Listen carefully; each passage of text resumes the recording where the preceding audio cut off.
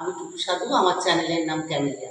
আমি এইমাত্র একটা গরম গরম ভাতের থালি দিচ্ছি, গরম গরম ভাত, গোল গোল করে আলু ভাজা, উচ্ছে ভাজা, আজকে আলু দিইনি ভাজি, শুধু উচ্ছে ভাজা, আর মূলো শাক ভাজা আছে। মূলো শাক ভাজাটা তো মূলো শাক ভাজাতে এমনি মিষ্টি লাগে না, একটু মূলো শাকটা টেস্ট হয় কড়াতে একটু বেশি করে তেল দিয়ে, রসুনগুলো থেতো করে কড়ার মধ্যে দিয়ে, একটা কি দুটো শাকের পরিমাণ অনুযায়ী গুঁড়ি গুঁড়ি করে আলুগুলোকে কেটে আগে তেলে দিয়ে রসুন আর আলু দিয়ে একটু ভেজে নিয়ে তারপরে শাকটা দিয়ে পরিমাণ মতো নুন দিয়ে নামাবার টাইমে অল্প একটু মিষ্টি দিয়ে নামালে টেস্ট হয়। তাই করেছি আমি আজকে মূলো শাক ভাজা আলু দিয়ে।